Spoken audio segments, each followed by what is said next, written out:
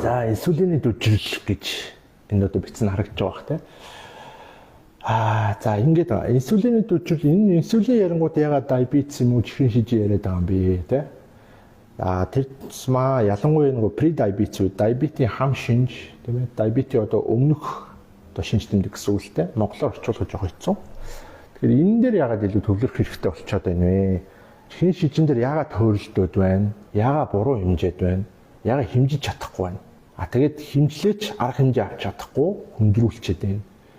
За маш олон тохиолдолд бол энэ эрттэй нас бомцох үхлээр дуусах тохиолдол бас нэлээд байна. Тэгээд дэлхийд даяар шүү. Зөвхөн монголчуудын асуудал ялангуяа баруунд бол нэлээд хүчтэй. Бид нар яг дагаас нь явж байна л да.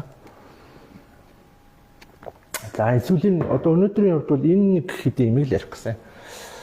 Холбогдоод цаашаа зөндөө асуудал гарч ирнэ л дээ. Гэхдээ нарийн түүхтэй яг шинжлэх ухааны ойлголтууд нэг орохгүйгээр айлхаар монгол хэл дээр ерөнхий ойлголтыг л өгч гэж утсан өнөөдөртөө.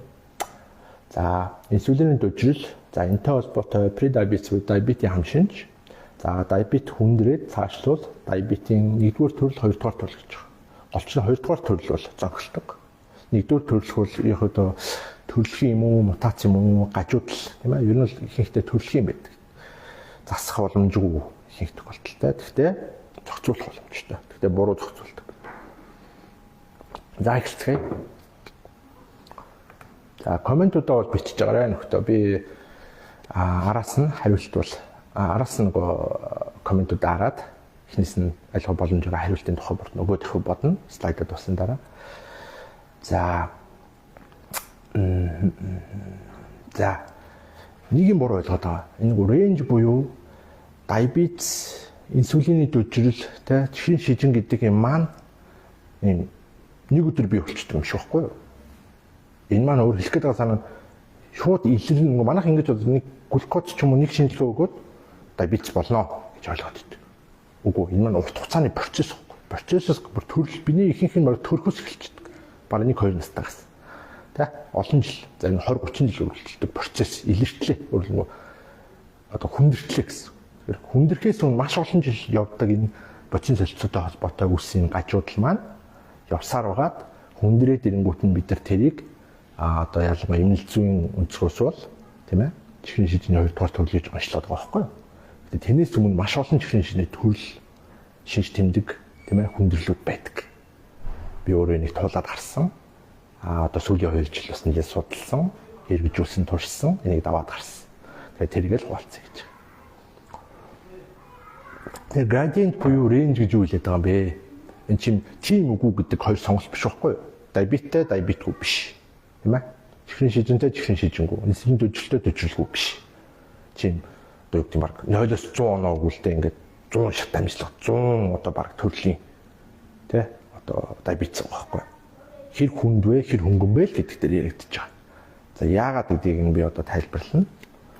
За тэгээд манайх өгöd өгдөг шүү дээ. Ер нь бол диабетсийг аль хор эрт онцлие, зөв онцлие тийм ээ. Ер нь бол яг л онцлие гэж бодож ивэл өлөнгийн глюкоз юм уу зүгээр өдөр тутам нөгөө цусаар авдаг тийм ээ. Цусны тухай үед эргэлдэж байгаа сахарыг үзэх бол хамгийн муу одоо илүүл гарах байхгүй. Илүүл чаддаггүй. Тэр үл яг нэгэн тогтоогдсон нь бол хянаад явах хэрэгтэй болохоос биш. Инсулин дүржил юм уу, диабетийн ямар нэгэн хүндрэл юм уу те эрт онцлох бол чаддаггүй маа. За арай агсан төвшөнд болохоор арай хэрэг болдог нь болохоор энэ HbA1c буюу hemoglobin одоо attached A1c буюу одоо улаан эсэнд наалтсан одоо бидний монголоор бол 3 сарын дундаж сахар гэдэг шүү дээ. Тэр ч хэлээд байгаа. Яагаад 3 сарын дундаж нэрлдэг вэ гэхээр 2-оос ер нь бидний нөгөө цуснд байгаа улаан эс чинь амьдралын мөчлөг нь 2-оос 3 сар байдаг байхгүй.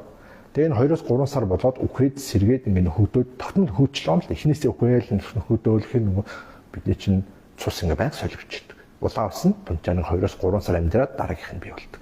Тэнгүүд энэ 2-оос 3 сарын хугацаанд оршин тогтнож байгаа улаан эс нь наалтсан. За одоо бидний цуснд ингээд одоо эрүүлч вэ, хор болооч вэ, ямар нэг хэмжээнд их бага хэмжээнд ингээд сахар наалтаад явж байгаа байхгүй.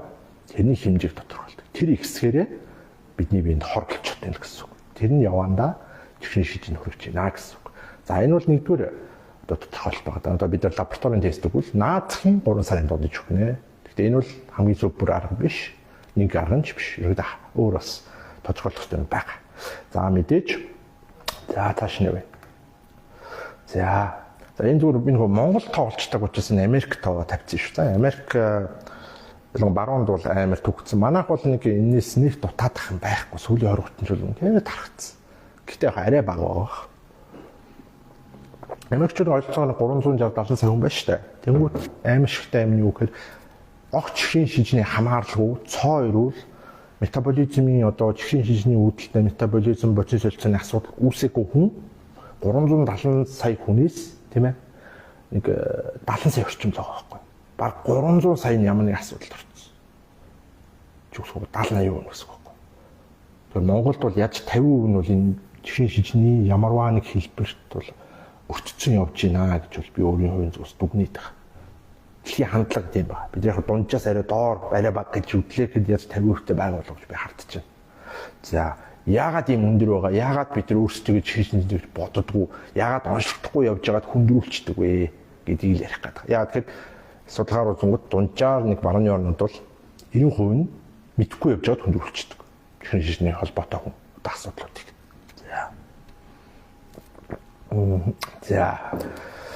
За тэнгуут одоо сайн нэг HbA1c гэдэг байгаа шүү дээ. Хемоглобин буюу одоо улаасан наалтсан тэр сахарын 3 сарын дундчийг үзэнгүүт за бүр цоо ирүүлтэй ямар нэгэн сахар юм уу ямар нэгэн одоо боцин солилцооны асуудалд ороогүй инсулин дүжилд ороогүй хүн яах нь вэ? Хэвийн буюу 5.7 бага. За сайн нарийн ярих юм бол нөгөө лаборатори үзүүлэлт нь HbA1c 3 сарын дунд нь 5.3-аас доош. Энийг хэвийн гэж үздэг. Одоо цоо ирүүлж үзэх юм шүү дээ. Гэхдээ харамсалтай нь нийт хүн амын миний харж байгаа бол 50%-аас илүү нь бол энэ өндөр байгаа. Энийг ус ихэнхдээ өгдөггүй, өглөөч анхаардаг байхгүй юу? Бүр нөгөө 6 7 өргөж анхаардаг. За яагаад 6 7 өргөх нь асуудалтай илүү аюултай хоцордог, оройтдог вэ гэдэг нь энэ байхгүй юу? За одоо энд яг зүгээр би гараад зурсан л да. 5-аас 9 10 гэдэг. 10-аас дээш бол угаасаа тэр чинь ингээд гүлгүү явж байна гэсэн үг болчихлоо. За хитрхи оройтно гэсэн үг. За ингээд үзэнгүүт 5-аас 9 хүртэл аваад үзэнгүүт хэвийн нэг 5.7-оос бага. За нэг 5.7-оос 6.5 болохоор pre-diabetes буюу нөгөө чихрийн шижний урьдчилсан хам шинж байхгүй юу? Одоо шинж тэмдэг илэрч эхэлж байна. Гэтэ арай эцсийн шатанд орчоогүй буюу эцсийн шат нь өөр чихрийн шижин гэдэг төрөл өвчний эцсийн шат нь чихрийн шиж өөр байхгүй юу? Чихрийн шижний 2 дугаар төрөл гэдэг. Pre-diabetes буюу pre-diabetes-аас ч өмнө нөгөө нэг инсулины дүжил үүсдэг. Энэ хоёр шатаар бол инсулины дүжил pre-diabetes тэгээд эцсийн шат нь diabetes type 2 буюу 2 дугаар төрөл болчихдог. Ийм 3 шатаар бид нар дамжиж байгаа шүү. Аль шатан дээр бид нар байна? Эсвэл цөөхөн тохиолдолд юм уу те? Азтай болчих цоо ирүүл. Энийг яаж мэдэх хэрэгтэй байхгүй юу? 3 сарын дундчаар. За цааш нь өргөжлөл. За тэнгуут одоо Америкчуудыг барууны орнд дунджаар үзүүл ингэж байгаа байхгүй юу? Нөгөө pre-diabetes нэгэн шинж тэмдэг үүсээд эхэлсэн хүмүүс одоо амьдралын хэв маяг ямар нэгэн байдлаар одоо ангаах тийм ээ арга хэмжээ авч эхлэхгүй бол 5 жилийн дотор 75% нь бүрэн хэмжээний чихрийн шижин рүү ордог. Эцсийн шат руу ордог гэсэн. Үрл ямар нэгэн байдлаар тийм ээ цоо ирүүл биш бол тийм ээ нийт хүмүүсийн 4/3 нь чихрийн шижнээр нас орно л гэсэн юм л та. Нас бардгүй маа гэхэд чихрийн шижинтэй холбогдож биеинд оройтж явсаар байгаад өөр нэг шалтгаанаар эрт нас орох магадлал өндөртэй л гэсэн. Нөлөөлнө шууд утгаараа. Богноос. За тэгээд яадаг вэ? За яг цэвэр одоо нөгөө цэвэрч байх те эцсийн шатанд ороод нөгөө type 2 diabetes болохоор юу болдог вэ гэхээр тэр маань 6.5-аас дээш гэж үзэж байгаа. Цусндах сахар нь маань 3 сарын дунджаараа хадгалагдсан сахар маань 6.5-аас дээш. За тэгэхээр яг бид нар энийг үзэхдээ бүр 7 гаргаа, зарим тохиолдолд 8 гаргаж ээж эмч нар маань чин дээр анхаарч эхэлдэг бид нар өөрсдөө ч мэдэхгүй яваад байдаг. Тэгэхээр санааг нь ойлгож авах те хэвийн гэдэг маань ямар баг үзүүлэлт байх хэвээр юм бэ те 5.3 сайн бол дунджаар 5 орчим бийжээ чи ирүүл гэж өөрийгөө үцгэнэ шүү дээ. Болжгүй чи ирүү эргэлзчихвэл маргаач гэсэн очиод өгөөрэй. Гэхдээ зөвхөн HbA1c биш шүү. Өөрчлөлт инсулин ер нь 3 төрлийн шинжилгээг наацах гэсэн байх хэвээр. Тэрийг би сүлд нь ярив. За. Өөрөлд нэг урьдчилан үйлчлэг дээр аваачаад хүн нэг өлөнгийнх ч юм уу зүгээр тухайн глюкоз үсээд байдаг байхгүй. Тэр бол огт хэмжүү биш. Тэр бол бүр эцсийн шатанда ороод бараг арга хэмжээ авахаас өнгөрсөн үедээ маш хүнд хэцүү одоо хэмжээнд очиж ээж л тэр нөгөө тухайн глюкоз өсдөг байхгүй юу? Эцсийн шатанд орчиж. За ингээд ерөөдөө ингээд бодсон чинь Америкчуудын баг ингээд 70-80% нь эрсдэлтэй бүсээс дээш байгаа. Тэрнийхэн дахиад 4/3 нь чихрийн шийдэнтэй болох магадaltaй гэж гарч байгаа. Монголд энэ маань магадгүй 50% боллоо тий ядаж бага. За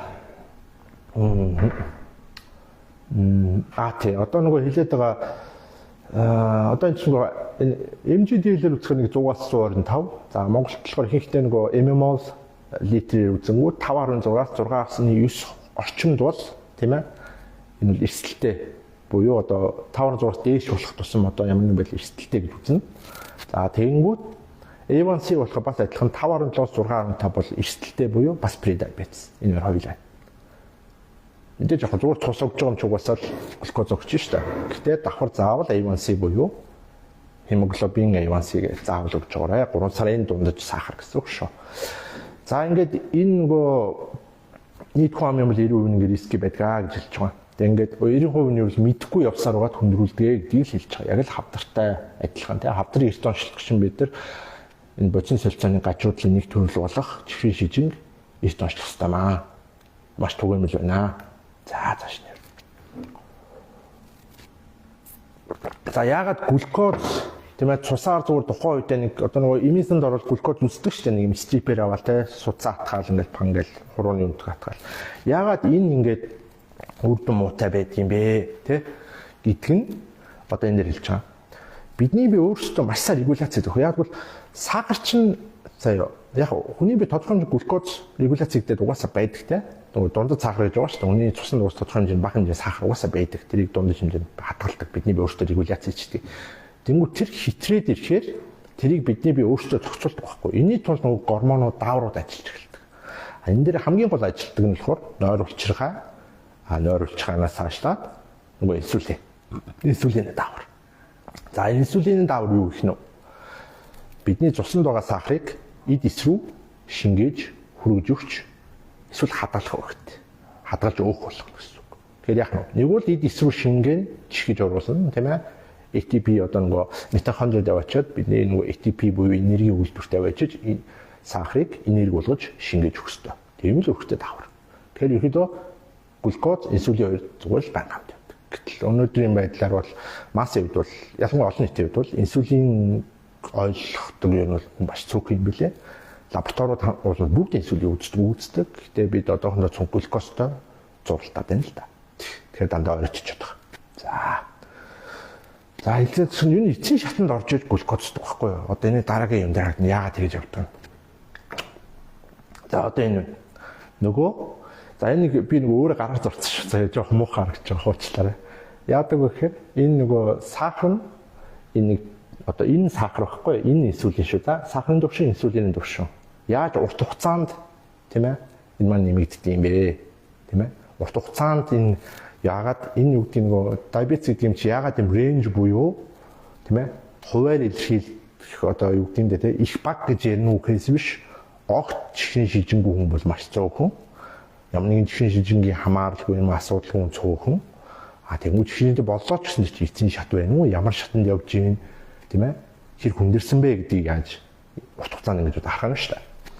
За хамгийн энгийнтэй те за одоо ингэвэл инсулин тийм ээ цоо эрүүл хүний инсулин 3-аас 5 гэж үздэг. За 3-аас 4 бол бүр сайн. Тийм ээ. Одоо үлэнгийн инсулин үзсэн шүү дээ. 3-аас 4. За 3-аас 5 байж болно те. За тэнгүүт яг нь.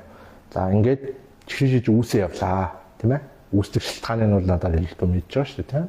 Боловсруулсан буюу хит өндөр агуулмжтай нүүрс, глюкоз, фруктоз, янз бүрийн төрлийн тийм ээ инсулиныг өдөөдөг, сахар цуснах сахарыг нэмэгдүүлдэг хүнс хэрэглэснээр урт хугацаанд огтмол хэрэглэснээр одоо ийм процесс явагддаг байна. Заарч байгаа. За эхэндээ яг нь те анх ингээл одоо нүүрс ахтүүлдэг юм уу харьцангуй залуухан ш нь 20 тоо ч юм уу нэг 15 8 таа залуу те. За ингээ 3 жил ингээд эхний 3 жил яасан байх нь те. Хэвийн төвш энэ нөгөө хэвийн төвшин баггүй инсулин глюкоз хоёрын. За тэгс яг за глюкоз нь хэвийн инсулин нь хэвийн. За дараа нь 5 дахь жилдээ юу болсон бэ? За жоох өсч чинь те жоох өсч. Тэгтээ хараа Сахар биш шүү дээ, түрээсэн шүү дээ. 5.3-аас 5.78 бороход инсулин аль хэзээ нормалаас итгэж эхэлсэн байдаг.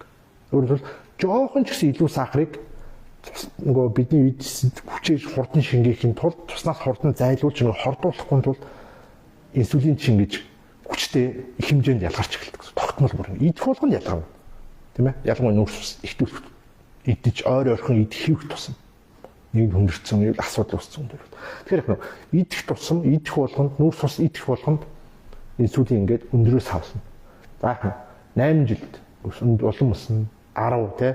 Тэгээд глюкоз нь барыг өсөхгүй бас нормалаа барай л байхгүй тий. Нэг 6 дотор юм уу 5 дотор яг ямц хүчээр барай л. Би нэг өөр биеэрээ мэдэрсэн байхгүй. Инсулин маань 19-20 өгсөн байсан шинжилгээ өгөхөд бүрийг нөгөө диабетс явж хахад гэсэн мөртлөө миний цусны сахар 5.5 таа байсан байхгүй. Үлэнгийн үед яг 6 тогтдог байсан бол тэнд 6 гарч байгаа. Яг diabetes type 2 гэж хэрэг би хүлээсэн бол нэг баг оройтох гэсэн. Оройтохгүй л дээ. Гэхдээ илүү хүндрэх хэсэлтэй байсан. За шин. За тэгээ яг ингээд 10 15 20 жил яваад юу байх вэ? Нөгөө глюкоз чинь 7 гараад 8 гараад инсулин 25-аар авчиж байгаа.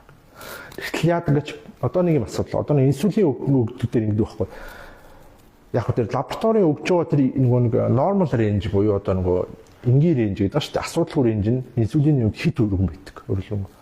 Тэнгүүд тэр хит өргөн рейнж дотор нь аюу бол асуудал нуугдж яхад 25 дотор л ирүүл гэж ойлгох гэдэг. Үгүй.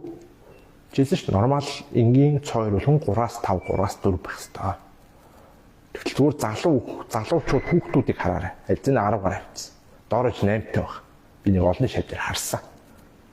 За тэгээд таргалт юм уу хүндэрсэн тохиолдолд 10, 20, зарим 30 төгсөж явж байдаг. Тэгвэл инсулин хамгийн их мэдрэг бөгөөд яагаад эхлээд инсулины дүржил үүсдэг тийм ээ? Инсулин болон нойр улчхаа ингээ асуудалд ордог, нойр улчхаа ингээд тийм ээ цайрдаг, гимтдэг, өвчлөлт ордог. Тэгээд сүүлдээ инсулин ажиллахаа болдог шалтгаан байхгүй. Инсулин ажиллахаа болчиход глюкоз нь нисчихэж байгаа байхгүй. Тэгэхээр бүр эцсийн зэгт наваачид инсулин бүр ялгархгүй юм уу хитэх ялгараад дийлж чадгаа байгаад нөгөө эдис чинь дөжрөөд инсулинээч глюкозооч мэдэрч чадгаа байгаад мэдрэг байдлаа алдаад хаачж байгаа байхгүй. Нөгөө энерги үйлдвэрлэмээр хаагдчих. За өшөө юу болов цааш нэрээ. За тэгэхээр ингээд 20 жил 10 жил бити хүлээгээч тий.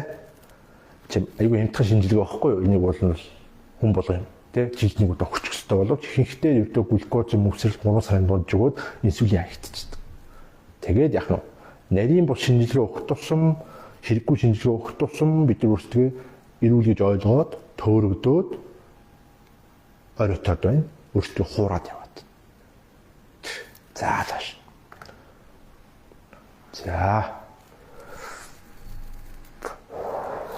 За.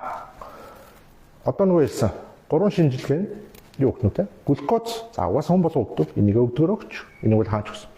За A1C бол бас хямдхан шүү дээ, тийм 3 сарын донд. 5.7-аас 6.5 байвал чи эсэлд орсон байх шүү гэж хэлж байгаа. Тэгэхээр глюкоз 5-6-аас доош, A1C 5-7-аас доош, инсулин чи 5-6-аас дээш гарцсан байвал 5-6-аас доош байвал тийм ээ? Чи харьцангуй ирүүлээ. Нэг санаа зовхон гайгүй шүү гэж ойлгоно. Яг чихрийн шижингийн асуудал. За чи 5-аас дээш гараад 10 гараад инсулин ялангуяа 10 гарцсан 8-9 төгссөн хүмүүст бол том болгоомжтой байгаарай. Идэж ууж байгаа амьдралын хвшилтээрээ тийм ээ нэг 5-аас 10 жилийн дараа тийм ээ type 2 руу орох эрсдэл байна шүү гэж л чам сануулж байгаа энэ шинжилгээ. За манай дүн л та. Тэгвэл бол elevated нөгөө юу гэж fasting инсулин буюу өсөлтийн инсулин гэж асуудаг юм шинжилгээ. Энийг бол бүр энэ бүр инсулины дүржилийг шууд гаргаж ирдэг байхгүй. Гэхдээ яг энэ заавал шаардлагатай биш ээ. Таашаа. За одоо хэдүүлээ. Заавал шинжилгээ өгөхгүйгээр эсвэл нэгэнтээ жоохон хүндэрсэн юм уу те нэгэнтээ pre-diabetes болцсон хам шинж орцсон хүмүүс яаж өөрсдөө шууд мэдэх вэ? Хэрвээ энэ шинжилгээг тодорхой хэмжээ илэрчээвэл яалтаа шинжилгээ өгөөл гэж хэлэх гэж байгаа. Тийм ээ? За нэгдүгээр энэ бүр хамгийн түгээмлээд над дээр ч хэлж байсан, манай шалгал дээр ч өгдөг. Ядрах, тийм ээ? Туйлдах. Ялангуяа хоол идсэний дараа. Тийм ээ? Нөгөө хоол идэнгүүтээ ингээд хүмүүс ингээд лаглага суучдаг шүү дээ. Ингээд ингээл нойр нь хүрээл, ингээд ирч өчгөө болоод ингээд Чуулууд хоол үнсээ ингээд зөв ингээд хэрэглээд авч байгаа чи энерги нөхөж байгаад энерги бүр гоё энерги шатаад ингээд гоё энергитэй болох хэрэгтэй үстэй. Чи хоол үнс энерги авах хэрэгтэй. Эсвэргээр ядраад. Идэх тусам ядраад. Тэгээ ойр ойрхон бүр идээд ивэл. Ойрхон идээд тэгцмээ бүр ядраад ивэл pre-diabetes юу юм шүү л гэж хэлж байгаа. За хоёр дахь шинж тэмдэг. За бүр сүүлдээ хүнд ядаргаа бол аюултай шүү гэж. Тэгэхээр хүнд ядаргаатай орсон хүмүүс ихэнхдээ нүүрс усны чинь мотор нэвдэрсэн байна гэж монголоор хэлэх гэдэг. Өөрөөр нүүрс ус боловсруулахын инсулин нойр улчгаа тийм ээ. Эдисийн түвшинд энерги бүрдүүлэхин мотор чинь нэвдэрсэн байна шүү. Тийм ээ. Диабетес эрсдэл орсон байна л гэж. За өөр явах нь. За тэгээ ер нь бол ийм нэг юм болоо нөгөө инсулины дүжил гэдэг цаана юу гэхээр зүгээр эдисийн дүжил واخгүй юу? Тийм ээ. Бүр эсийн төвшөнд, эдийн төвшөнд нүүрс усыг эдис чи хүлээж авахгүй хаалга барьчихж байгаа. Тийм ээ. Тэгэхээр энэ нүүрс ус хааш явах вэ? Нүүрс ус чинь яг глюкозод хувирж шүү дээ. Хүний бие глюкоз хөрвүүлж эсвэл цэвэр глюкоз юм уу сукроз орж ирвэл тэр чинь ихэнх нь глюкоз болох. За энэ глюкоз хааших вэ? Буух болно. Хавн болно. Устаа нэлэхээр хавн болчихж байгаа тийм. За ойлгомжтой тэр бол. Тэгээ нөгөө судснаас яагаад энэ инсулин ажиллаад судснаас зайлуулах хэрэгтэй вэ? Яагаад нөгөө нэг чихрийн шижин ингээд хүндэрсэн нойр улчхаан бүр ингээд ажиллааг болцсон хүмүүс нөгөө амин нас нь юу нэстэлд ордог байхэр нэгдүгээр тарих гэмтдэг байхгүй юу? Өөр хэмжээний цуснд байгаа хэмжээний сахар чинь тархинд аюултай, тархи нугсанд аюултай. Хүний биеийг утгаар нь хордуулдаг байхгүй юу? Тэгэхээр цуснд өөх тосооч аюултай. Хэмжээний өөх тос нийт иргэд цуснд эргэлдэж байгаа тэрийг хэлцэрдэж байгаа шүү тийм.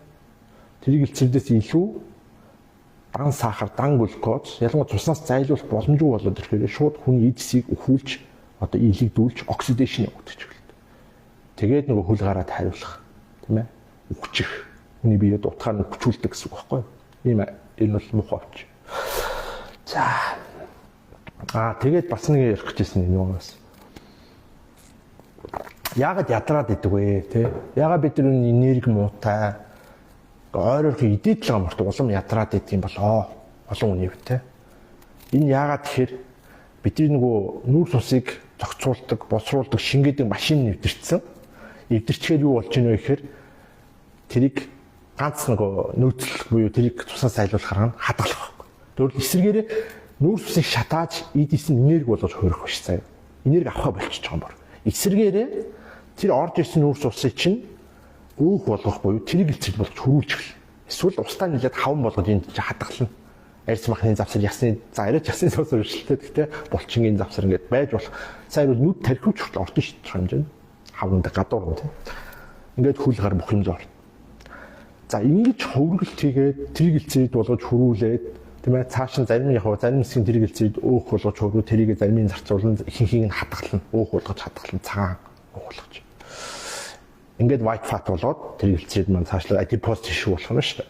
Тийм ээ. Өөхөн идэв орлоо гэсэн. За ингээд өөрөлдвөл энерги зарцуулах биш, энерги болгох биш. Эсвэргээрээ бүр өөрөөсөө энерги зарцуулаа чи тэр орж иж байгаа нүүрс усыг хадгалах процесс, хөрвүүлэх процесс хийгээд хамаг энергид босгож байгаа. Өөрөлд тэгэхээр идэх тусам илүү ядар илэх тусам энерги болоод байна гэсэн. Тэгвэл хадгалаад.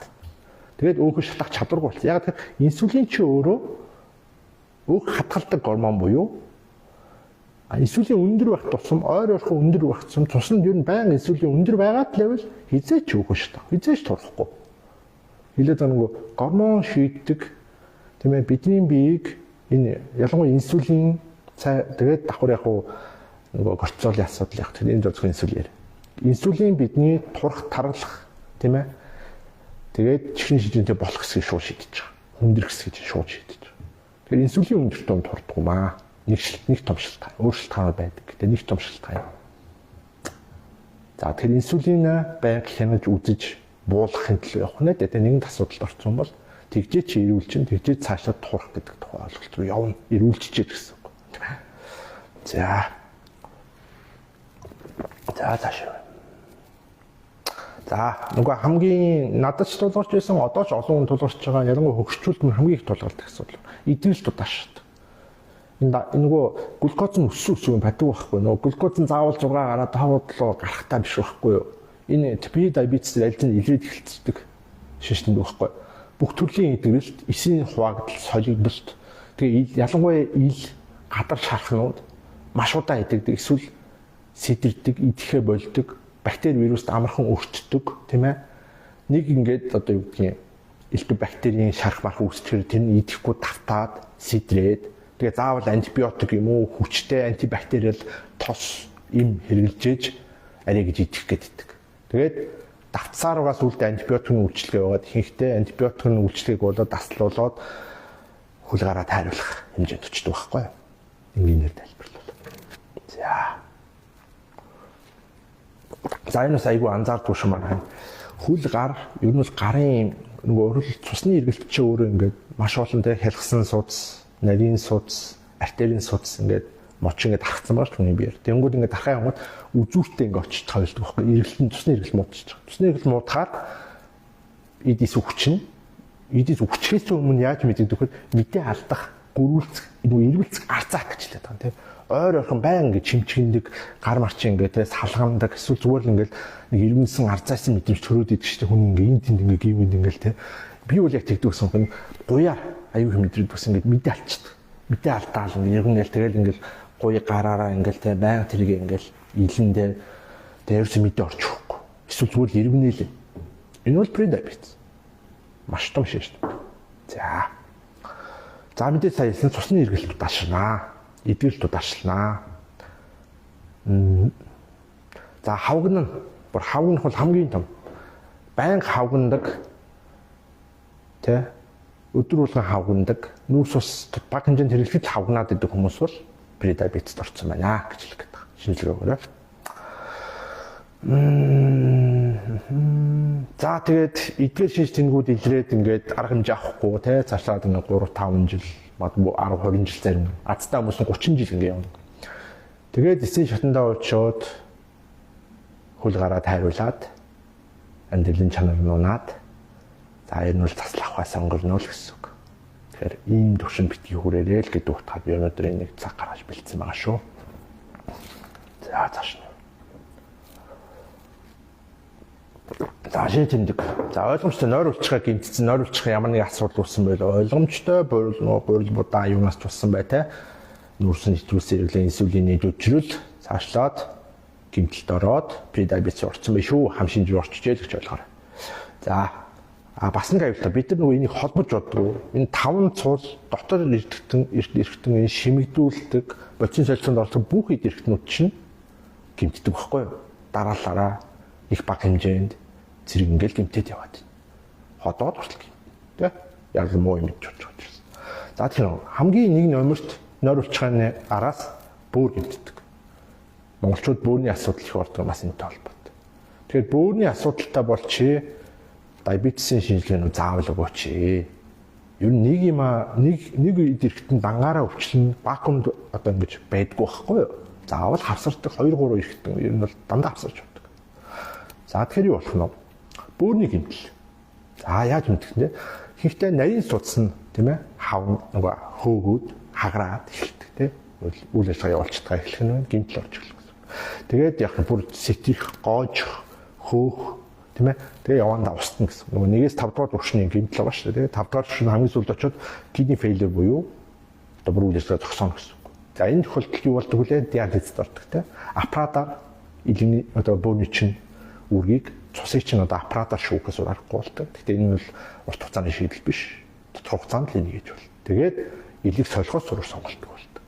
За тэгээд та нар фейсбүүк хардаг шүү дээ. Ингээл илэгний хаалганд явах хэрэгтэй байна. Хайдан дөрөв өгөөч ингээл хөөх юм те ингээл амар постдог. Тэгээд бас нэг шалтгаан яах вэ? Зөвхөн тэрнээс болохгүй л дээ. Гэтэ нэг том шалтгаан нь сахар муу нурсны идэвхжүүлсэн хэрэглээ урт хугацааны шүү. Тэгээд хүндэрсэн хоноо мэдсэнс болоод ингээ бүр бөөргөө болдог. Асуудал байна. За тааш нэ. За нөгөө энэ өстө хүмүүс анзаараа шүү.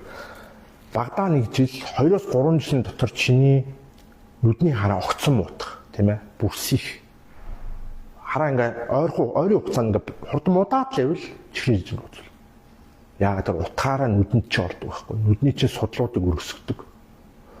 За энэ дээр би нэг хальт зурж үзүүлсэн байхгүй. Энэ доор нэрж байгаа тийм энэ нарийн дотор нь цаануудыг судлууд нь хагарах өргөсөх гимтдэг байхгүй. Тэгээ нарийн судлууд нь гимтээд нүдний хараа муудаг сүлдээ сохордог. Угаасаа ялж шít хөл гараад хайруулахаас өмнө ихэнхдээ сохордог. Эсвэл баг юм арчдаг болдог. Тэгэхээр нөгөө ер нь бол ягаад хөл гараад хайруулах нүдүү ороод байна гэдэг чинь нөгөө зарчим юм байхгүй. Тархиа бол маш сайн хамгаална үний би. Нөгөө амьд үлд survive ихэнд бол хичээж байгаа юм би чинь.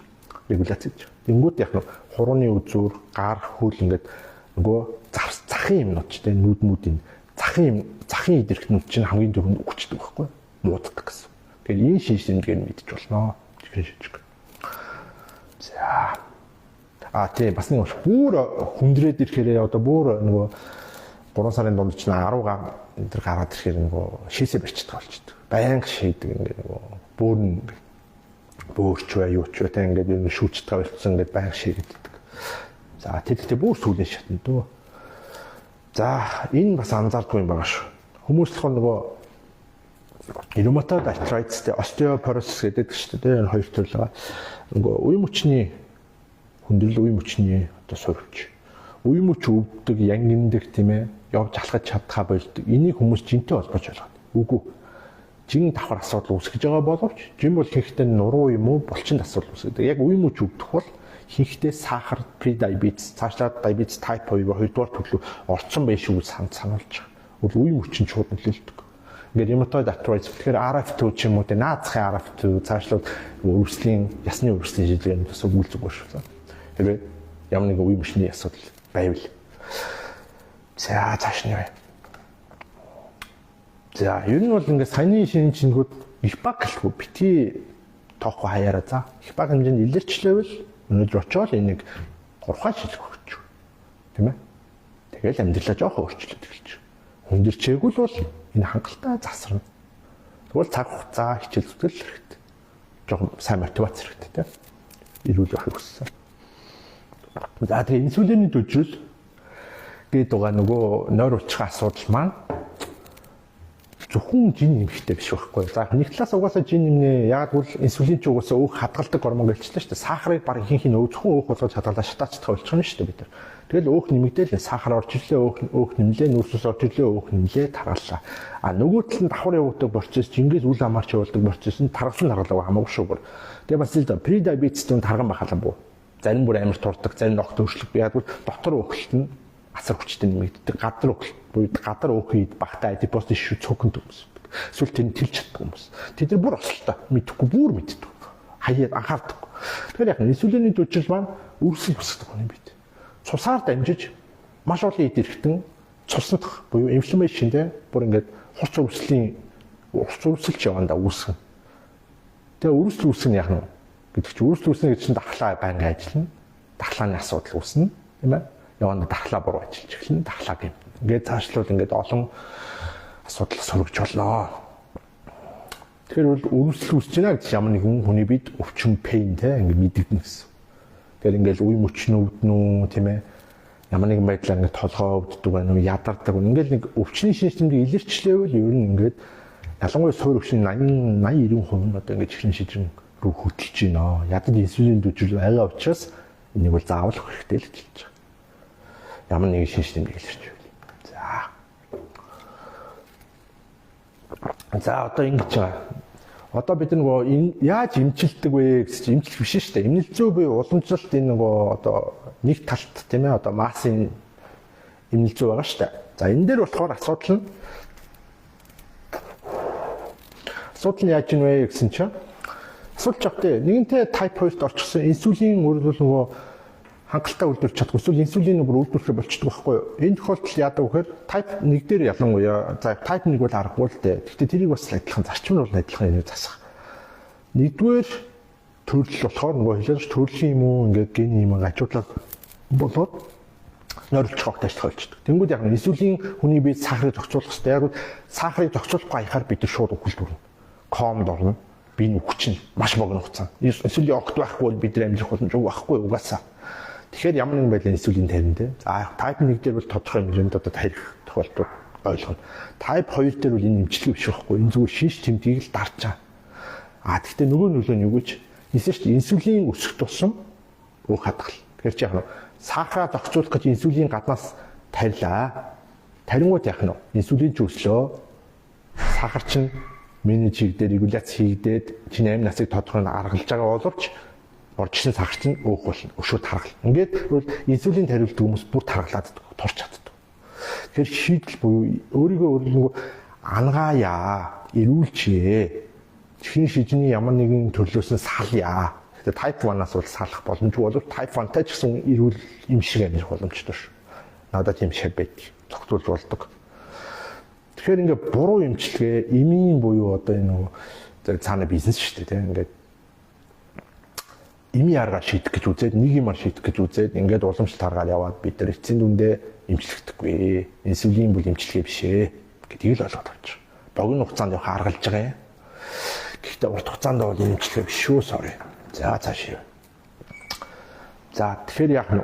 Дээрээс нь нэмээд инсулин өсөх тусам дөжүүлэлт орсон хүмүүс бүр их өсдөг. Ойр орох өснө, улам их сахар идэх, улам их муу юм идэх, тэ.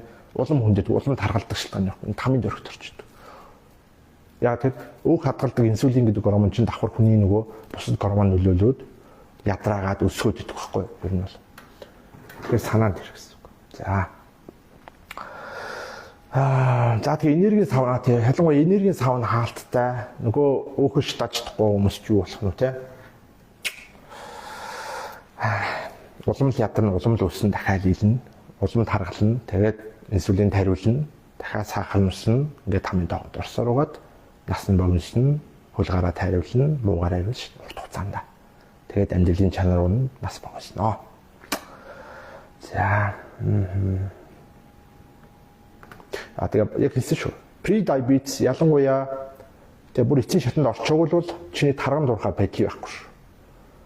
Дэлхийн дунджаар яг аваад үзэхэд магадгүй дэлхийн нийт хүн амын нэг 50% орчим бол чихний шижний ямар нэгэн хамаарал юм уу шинэ шижний ямар нэгэн бага хэмжээний эрсдэлтэй бүсэд явж байгаа.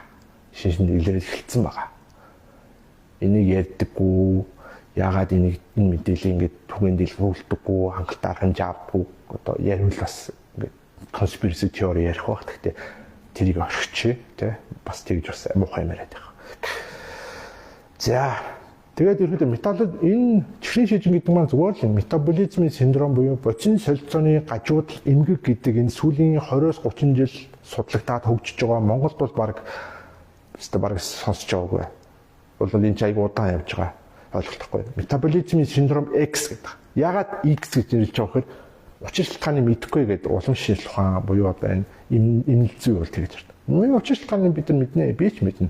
Судлаад ингээд ойлгоод шинэ дотор мэдээллийг авангууд метаболизмын синдром бол ерөөсөө амьдралын өвшил бүр 99% нь амьдралын өвшил, өсөн дөршин орчны бохирдол ингээд амьдралын өвшил хоол унд ялангуяа голчлол. Энэс бол ч үүсэж байгаа.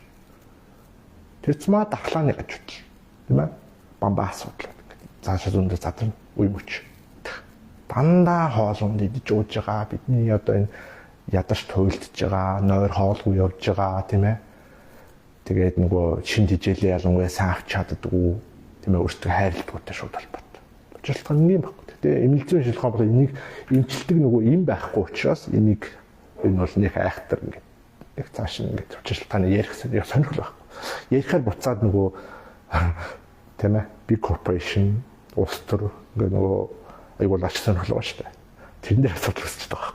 За энэ л орохгүй ингээ би хадвар. Тэр тусны яриа за. За тэгэхээр илгээ засан элэг бөөр, нойр учраа, ходоо, дуушиг, зүрх, дэлүү энэ бүхэн маань ерөөдөө метаболизм синдромын боцин солилцооны гажуудалд өртдөг эрхтнүүд байхгүй юу?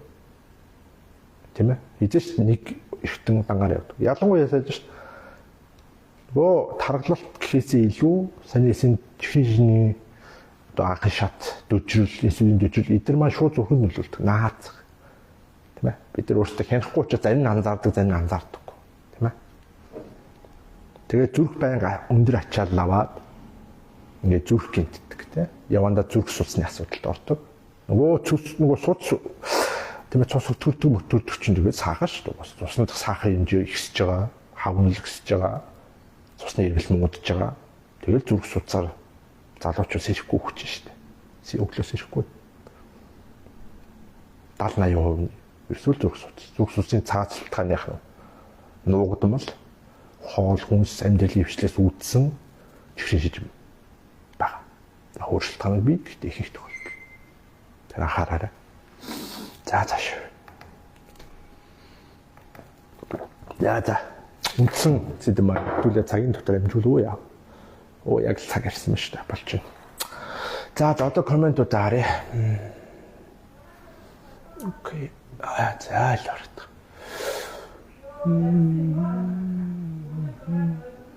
За чи компьютер комментууд чарахгүй бол. Болохгүй. За. Окей. Яагаад? За манайха ер нь өнөөдрийн лекцэх үү, өдөртэй те юм нэг урт юм шилжих ухааны юм яг нь айхтар би хүндрүүлээгүй шүү. Гэхдээ л энэ ч бас угуудахсаас хүмүүс бас хэрэг болж чадсан юм мэдэхгүй байна. За комментууд хэлээрэй. За би комментуудаар одоо жоохон тухтай үзнэ. Нэг яаж нэг 20-30 минут жоох асуулт хариулт явуулах. За. Тухтах шиг.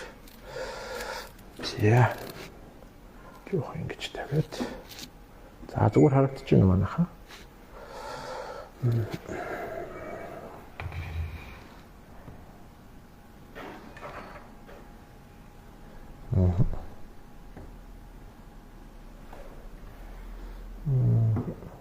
За.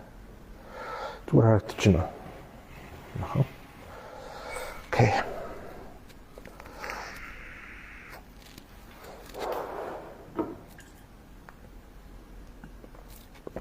За, комментууд дарандаа ихнэсэн. Ямар их коммент орж ирвэ яана. За, хараадах юм болчихсон. За, би сүүлээс нь явъя да.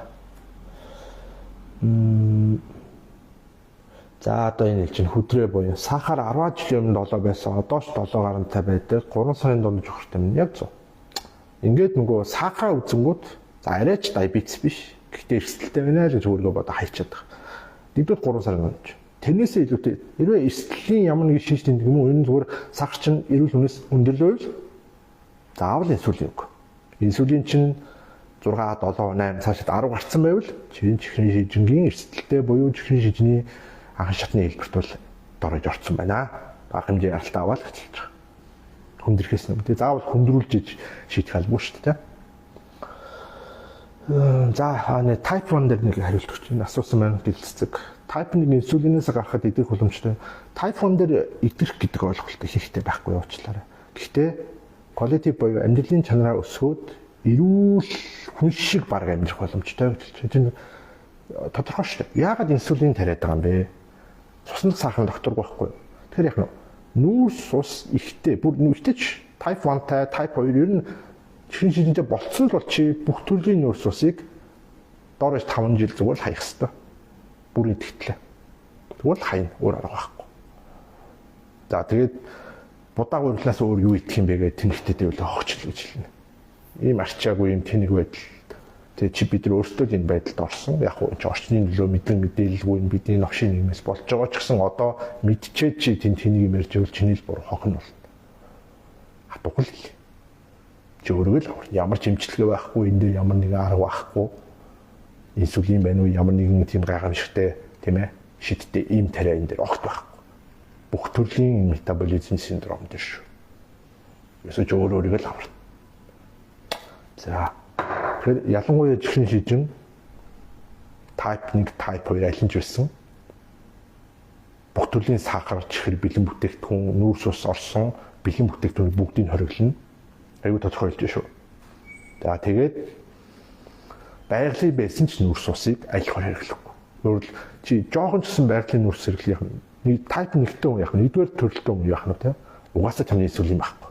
Тэр хүн чи жоохон нүүрс ус идэхийн тулд заавал инсулин өөртөө шахна. Тэгээд тэрийг чи зөв тааруулж чадахгүй бол бүр эсэлт орно. Инсулин тарих тусам их хэмжээнд хэрэг инсулинийг чи нэмэлтээр хэмжээ хэрэг тусмаа л улам тархална.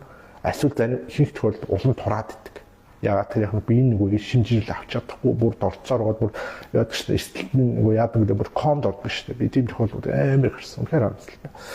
Тэгээд ийм энгийн имийг одоо манай эмнэлгийн салбар тийм ээ мэдээлэл яг өгч болохгүй байгаа юм бэ? Нүүрс ус ч өөрөө глюкоз болон хүний бие сахар болох юм аа. Өвчтөе хүн тэр тусмаа метаболизм синдром тэр тусмаа чихний шижиг өндөрсөн үнд нүүрс ус гэдэг чинь хор байхгүй юу та. Ичнээн гоё мундаг байгалийнх нь байх нь педли байхгүй. Нэгэндээ хэтүүлсэн учраас чи ингээ огт татгалцаа сурсан голтгүй байдалд орчиж байгаа. За чихний шинжтэй юу хийж болох вэ гэд ярих юм бол миний юу гэдгийг харна л та тийм. Өмнөх жил түрүү жил ингээ өчнөө постууд тэр групп дээр бичсэн ингээ өөртөө ухал зөндөө мэдээлэл байгаа. Яг одоо заавал нэг юм хялбар хариулт бит явах га тий өөртөө уух судал хангалттай мэдээлэл видео нээсэн байгаа байхгүй. За type 2 дээр яриа тий. За type 1 ярьсан шүү дээ. Инсулин яг аль хот баг хэрэглэхийн тулд нүүрс ус сахар огт хэрэглэхгүй байх хэрэгтэй байна. Тэгээд чи инсулины хамаарласаа явна баг бүр хэмжээнд гарна. Яг вэ хүн хүнээс хамаарат баг хэмжээний инсулин хаяа хэрэглэх шаардлага гарч магадгүй тий. Амжилтыг хэлээдсэн шүү. Гэхдээ урт хугацаанд бол чи инсулин нэмэлтээр хэрэглэхгүйгээр барагтаа хэрэглэхгүйгээр цусны сахараа контролд тогтвортой байх боломжтой гэсэн үг байхгүй юу? Type 2 дээр бол эсэлт нь юу гэдэг шүү дээ. Аль type 1-ээс адилхан. Цусны сахар огцон унах, огцон өсгөх хоёулаа ажилттай болчихдог. Тэнгүүд энэ нөгөө нормал байхын тулд яадаг вүлээ. Тэгэхээр яг нүүрс уснаас ингээд доорож 1-ээс 3 сар татгалзж ээж би чинь нөгөө төжиглөөсөө баг хэмжээс гарч эхлээд ялангуяа нөгөө нойр улчгаа чинь бүр гинтэд капот болчихоогүй шүү дээ. Тэгээ нойр улчгаа чинь сэргээд идгээд эхэлнэ. Хүний дотор эд эргэтэн ер нь бүх эдэс дунджаар 3-5 жил болж идэгнэ. Өөрөө өөрийгөө л идэгнэ. Имээр идэгдүү байхгүй юу? Им чинь зүгээр шинж тэмдэг дарнаа. Яг уу богино хугацаанд эрэхтэй боловч урт хугацаанд чи им хэрэглэх тусам сөрөг нөлөө нь илүү аюултай болоод байдаг. Тэгэхээр хэвшлэрээ л засан. За сахарын оронд зүгийн бал хэрэглэдэг диабеттэй хүн бол зүгийн бал хэрэглэж болохгүй. Сахар нь зүгийн бал хоёрын оронд нэг 10% зөрөө баг. Хүний бие яг фруктоз агуулж байгаа. Тэгтээ бас глюкоз байгаа. Бөөр илгч айлцсан их чихэн шижиг хөндөрсөн бол бөөр илгч асуудалд орсон байгаа. Хин хүний үед. Тэгэхээр ер нь ямар ч байгалийн болсон байдал байхгүй. За. Пив уухад ихсээд байна. Нэг зөөх. Пив чинь бүр төрөл бүрээр. Гэхдээ их пив яг уу үр тариагаар хийж байгаа шүү дээ. Ялангуяа Улаанбаатар. Тэгээд тэрний чинь Улаанбаатар чи хүний бид 80-90% нь глюкоз сахар болж ордог. Тэрийг нэрээд тийм ээ боловсруулад хичнээн үр тариаг нь цэвэрлээд тодорхой хэмжээнд глюкозулдаг байхгүй юу. Тэгээд их хэмжээнд уувал бараг дан сахар усантай адилхан эффект өгөн. Дээрээс нэмээд нөгөө алкоголын төрлийн юм чинь хүний тархины нөлөөлдөг учраас хүн контролоо алдаад хамаа намгүй муу юм хийчих гэдэг. Тэгээд хасарсан эффект өгдөг шүү. Тэгээд чихрийн шижиг юм уу чихрийн шижиг эрсэлттэй хүмүүс бол ер нь алкоголоос бүх төрлийн алкоголоос хол байх асуудал арга байхгүй шүү л. За.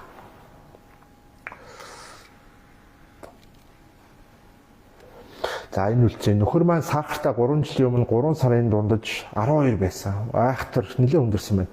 3 жил нүүрс усыг тас орсон. Одоо 3 сарын дунд 6 8. Өстой мундаг. Жин 30 кг айсан их л дэвчээр хэрэгтэй юм байлээ. Бүр гэр бүлээрээ тэмцэх юм байлээ. Яг зөв. Хажууд хүн чинь ойлгож, дэмжиж, тийм ээ. Урт хугацааны чинь тэмцлэхгүй амьдрахын төлөө тэмцэж штэ, тийм. Яаж насаа уртсахын төлөө тэмцэж штэ. Энэ тэмцэлд жаав гэр бүл өрөөхөд бүх юм хамааралтай. Яг сэтгэл зүй байхгүй. Сэтгэл зүй мотивац хангалттай байж сэтгэл зүгээр унахгүй байж тийм ээ мотивац өндөр байж давна яг энэ урт хугацааны асуудал байхгүй. Өнөө маргааш шийдэх юм биш. Нэг юм угаа шийдэх юм биш. Тэгээ яг л чи 10 20 жил энэ асуудалд орсон шиг дорой чи 5 жил 10 жил тэмцэж эрүүл хүн шиг амьдрнаа гэсэн. Би ч гэсэн цоо эрүүл хүн биш. Гэхдээ одоо ингээ нэгэнтээ хвшлээ тогтоогоод 2 жил ингээ явцсан учраас өдөр тутам хэрэгжүүлэхэд хэцүү биш болчихсон. Учир олчихсон, мэдлэг мэдээллийн хангалттай автсан. Цаашдын зам тодорхой болчихж байгаа байхгүй. Тэгэхээр ядаж 3 сар тэмцэж чадвал хвшлээ тогтоож чадвал ерөөсөө бүрэн идэх боломжтой. Урт хугацаанд шүү бүрэн идэх гэдэг. За.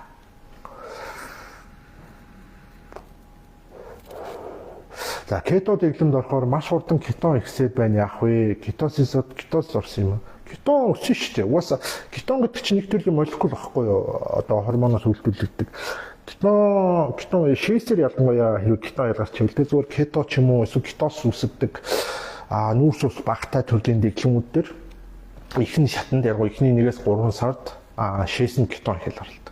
Кетон бол нэг төрлийн молекул буюу тригглицерид өндөр нэмэгдээд өөрөөр чи өөхөн стажина гэдэг хэлдэг. Тэгээ ихний эзэн нөгөө бөөр чинь ингээд урт хугацаанд кетон ашиглаж мэдхгүй ингээд нөгөө кетоноос салцсан байсан учраас ингээд хэмжээнд кетоныг ингээд орж ирээ. Чиний би өөрөө дасан зохицоод нөгөө кетоны машин буюу нүүрс ус биш өөх тосны машин чинь ажиллаад эхлээд өөхөн стаж эхэлж байгаа учраас ихний эзэн дасан зохицох хүртлээ ингээд илүүдэл кетоноо ялгаруулад иддэг шээсрээ. Яванда тэр нь дасан зохицоор регуляцид ороод тэрийг илүүдэл гаргахаа болчдөг. Кетон богино хугацаанд их байх ерөөс асуудал биш. Цуснд кетон өндөр багцмаас хай.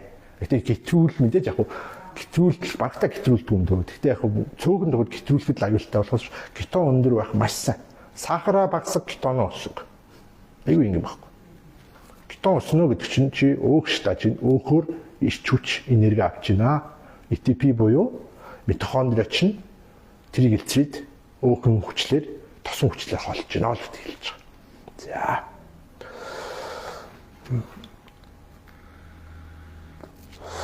За дупо ойрон хоолндоо хэрэглүүл.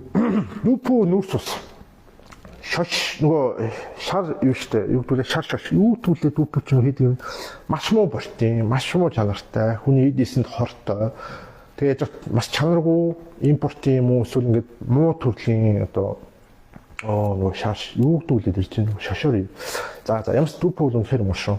Тэгээд хүний нөгөө гормон нөлөөлдөг. Ирчүүд ялангуяа тестостероны өмнөд эстрогены өсгөхөд бас нөлөөлдөг гэдгийг бол зарим судалгаанд бол харууллаа даа ер нь бол. Тэгээд дупо бас нүүрсээс өндөртэй шүү. Өндөр биш юм аа гэд нүүрсээс агуулдаг шүү. Ер нь бол гурилыг орлуулах гэдгээ ер нь бол тэнийг бодлоос энэ салсан гэж хэлнэ. Яг л бид зүгээр гурил будаа гэдэг юм л ингээд зүгээр өснөөс эхлээд гурил будаага зодуулсан байхгүй юу? Хүнсийн сонголт муутайч байсан, ядууч байсан. Одоо тийм биш болцсон шүү дээ. Гүйлтэлтэй тий. Тэгвэл нүүрсээс багтаа хүнсгэл хайл та тий ингээл зөндөө биний ч хурцны зөндөө мэдээлэл байгаа тий. Орлуулах гэдэг ялангуяа чихрийн шижний хүндэрсэн юм уу чихрийн шижний эрсдэлд орсон бол орлуулах гэдэг бодлоос хэсэгтээ салцсан дээр шүү. Тэгэл чи нэг 2-3 сар явхад л гурил будаа бодохгүй хүсэхгүй болох бүрэн боломжтой. Энэ зүгээр л донтолт коучл одоо бидний толгойд байгаа нейронууд одоо тийм татамжаас үүссэн коучлахгүй. Энээс бид нар энэ донтолтоо салах хэрэгтэй. Хит өндөр буюу хит босгосон нүсний донтолт гэж хэлж байгаа юм. Донтолт хүнсний. За. Оо тий шар буурцах шүү ёо. Ингээд нэг англиар хэлсээр бас сонь ингээд амиа марчаад байдаг.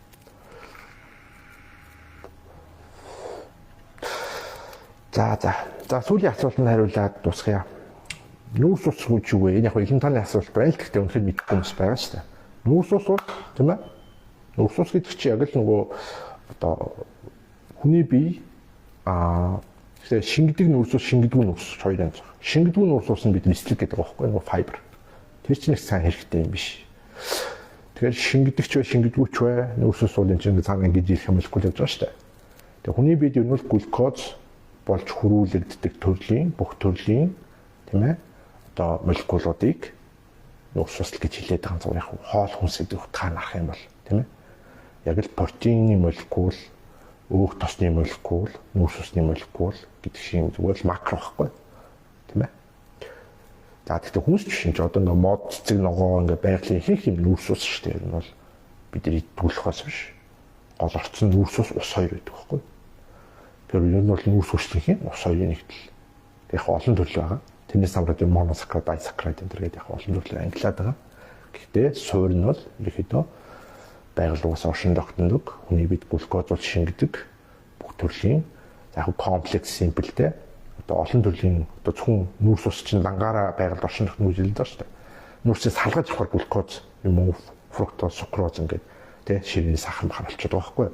Байгальдаа бол тэр чинь ингээд холин гэлбэ оршдог учраас бид нэг хайхтар нөгөө донтоод идэггүй тэгээ чинь хэтрүүлээд идэггүй тэгээ байглаас нь эргэлж яхад ялангуяа органик юм эргэлж яхад бол чихрийж үүсэх хэмжээнд бол байгаагүй байхгүй Тийм учраас энэ сүүлийн 50 60 70 жил дэлхийд даяарыг босруулсан муу хямдхан нүүрс ус хит их оруулж амталсан донтуулсан энэ бэлэн бүтээгдэхүүнүүдийн гайгаар тэлс маш ширээний сахар те за бүр малтоз энэ төр гэдэг бүр байлаар аимшигтай юм хийсвэр мөртлөө бүр сахараас өндөр нүүрс сахараас илүү инсулин глюкозыг өсгдөг аимшигтай төглүүд нь ч байгаа. Тэгэхээр нөгөө орцоор болж игэл хит босруулсан үнсээс зайлс хийгээд идэх чинь ингээд ядаж ихрий шийдэн те монголчуудын 50% дэш яваад байна шүү дээ. Хөгжилтэй орнууд бол баг 70-80% дэш яваад.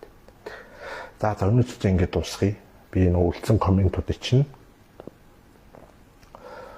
за тийм нөө эмч дүүпүү гэж бол өглөө бүхэлдүүрийн боод алхуур тараа гэж болно гэсэн энэ хэрэг маш буруу зөвлөгөө. Нэгэнтээ чихрийн шижин хүндэрсэн үнд энэ эмчийн буруу биш л дээ. Зүгээр л энэ эмнэлзийн салбар нь өөрсдөө мэдлэг мэдээлэл муутай. Дээрээс нь нөгөө дэлхийн хэмжээнд угаасаа энэ нөгөө тарих угаалт бизнесийн томоохон бизнесүүдийн нөлөө үр тарианы энэ балиар новшин бизнесийн тийм ээ. Одоо ус төрт бүр нэвч шингэсэн балиар нөлөөнүүд яваад байгаа учраас ингээд тарих угаалгацсан байхгүй юу.